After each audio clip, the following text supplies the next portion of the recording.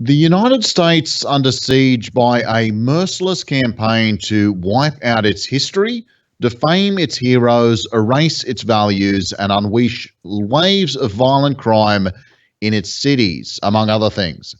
Trump's Rushmore speech on the eve of Independence Day illustrated a dystopic and terrifying future due to the threat of far left fascism. It was a speech, a time, and a place that could not have been more designed to spark divisions in an already divided America. Did we see anything new in terms of the election strategy here, Ed? The election strategy apparently is to lose. You don't win elections on either side, the far left or the far right. It's the middle that you have to conquer. And he's just destroying the middle, and he's destroying some of the right. Right wing extremists, they have to be very extreme before they want to go to battle to save monuments. They have to be very extreme to save the Confederate flag. He is peddling a message that nobody really wants to hear. They may want some of the outcomes. I'm not saying they don't. That there are plenty of whites who want to keep blacks suppressed, keep them in their place, and keep them from voting. But certainly they don't want to do it this way. While we're on this, July 4th did see a spike in gun violence. New York Police Chief Terrence Monahan described the holiday as one of the most violent weekends we've had in recent history and said June had also been record setting. 65 people shot in New York, 87 in Chicago, homicides climbing in various other cities. Any thoughts? Well, a couple of thoughts. One, there were almost no homicides when the heavy lockdown was on. In a sense, the neighborhoods were protecting the neighborhoods. When you broke that up, and then the thugs and the hoodlums and others say, hey, people have goods, we don't have them, we're going to take them. And then there's a kind of a pent-up anger that the president helps to stoke, blacks and whites, young and old, etc., that came out.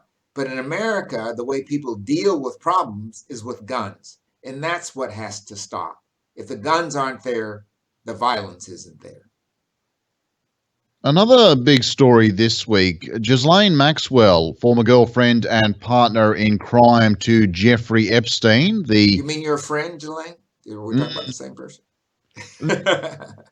Look, last year took his own life, such as it were.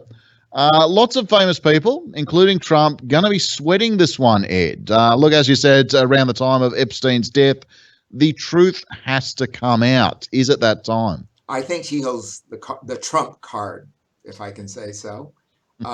These guys were not just casual acquaintances.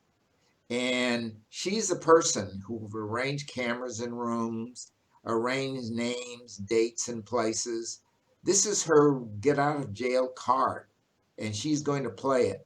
I hope there's very heavy security for her because Donald Trump is in the thick of this. He's not a peripheral player.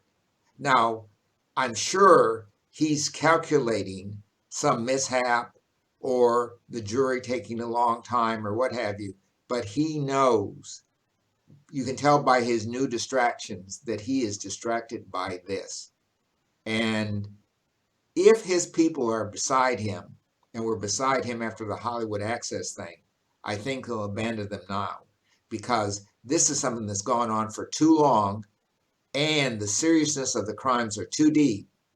Anyone close to him, including Prince Andrew, will not go unscathed, but she can go free if she coughs them up. Russian bounties on US soldiers. I feel like this was a big story for about a week and now it's just gone. Why aren't we hearing more?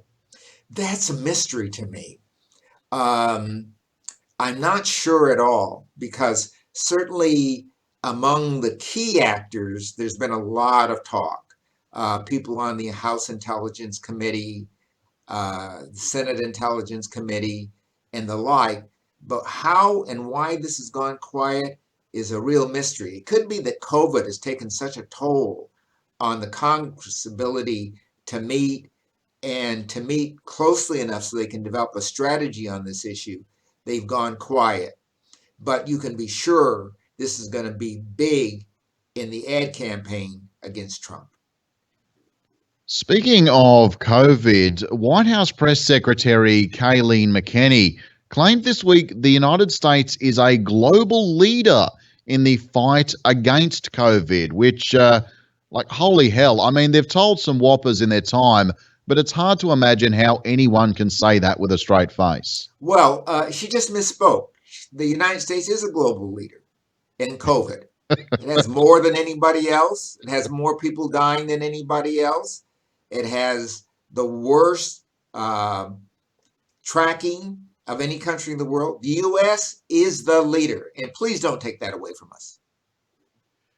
Meanwhile, with cases over 3 million, the Trump administration is pushing for schools to reopen in the fall.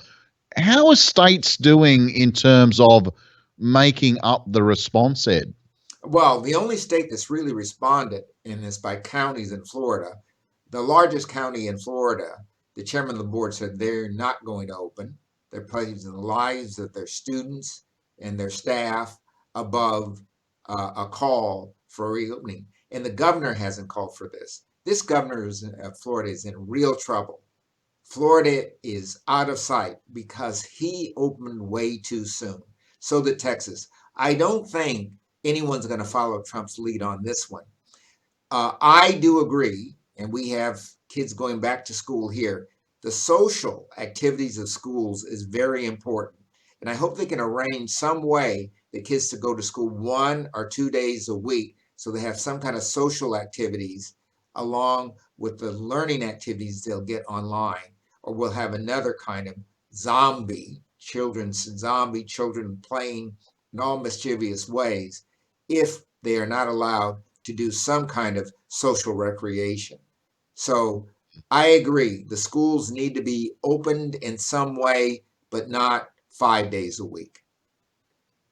And south of the border, worth mentioning, Jair Bolsonaro has managed to catch COVID himself, but it's okay. He's been treating himself with that miracle drug, hydroxychloroquine, in anticipation of a positive result.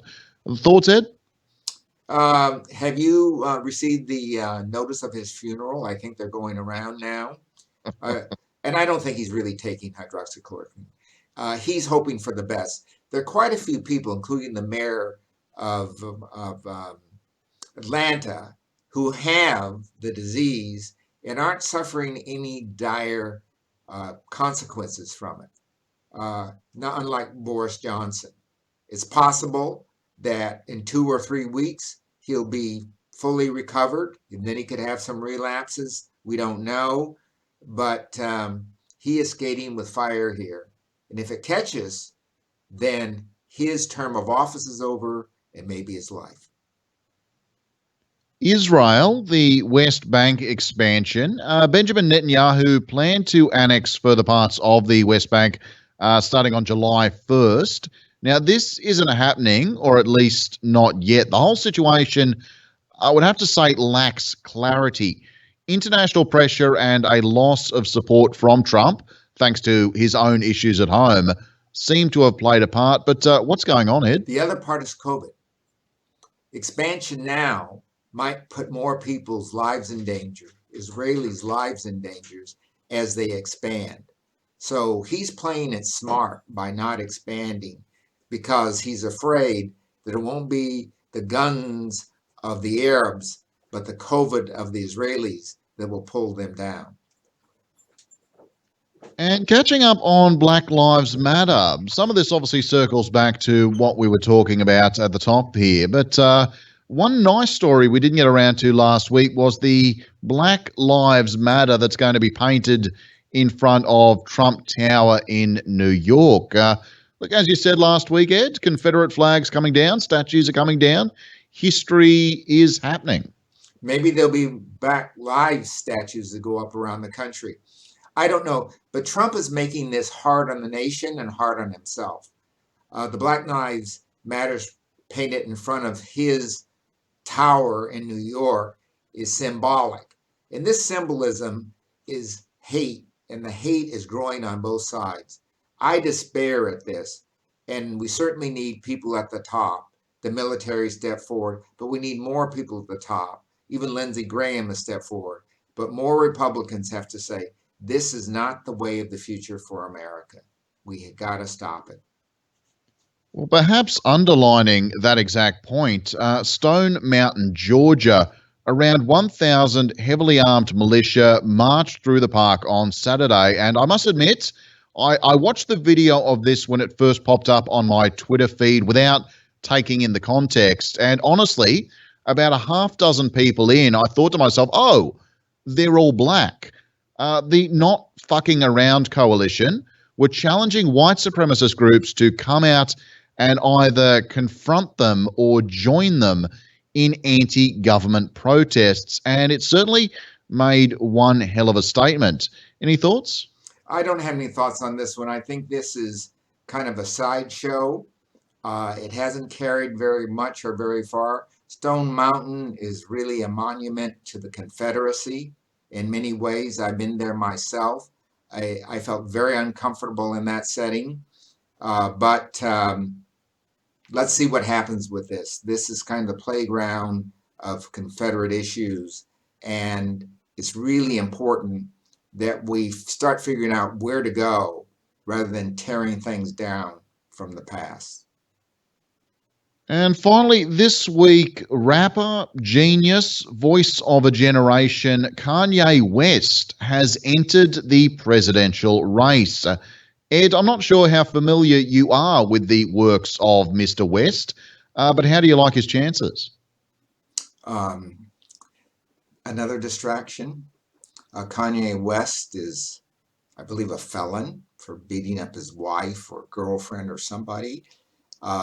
He's a genius at distraction. He and Trump mingle in the same crowd.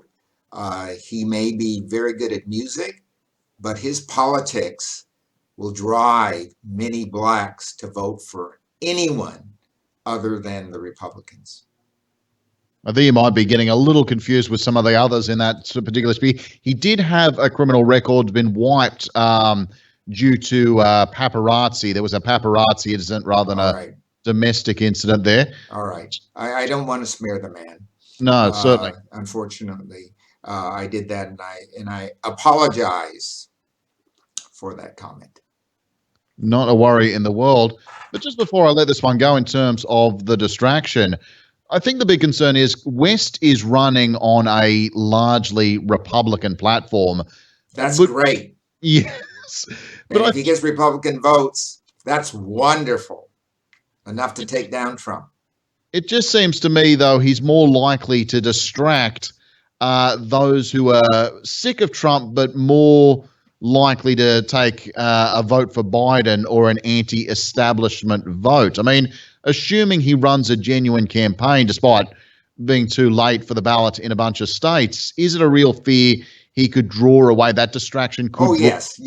He would draw votes away from Trump. Some of the people just saying, I just want to keep myself on the voting roll, so I'll vote for him. And I'm a Republican, but I can't vote for Biden and his crowd, so I'll vote for Kanye West. No one's taking him seriously. And he's no serious threat to take electoral votes away from anybody, except in Florida, where you never know. 1 or 2 votes there can make the difference. And I don't know whether Kanye West would be on the ballot in Florida, but if there's any place I'd like to have him on the ballot, it is in Florida. Well, Ed, pleasure as always, mate. We will catch you again next week. Thank you, and I'll be on time. All right, I'll just, where are we? There we go. I'll stop that one there.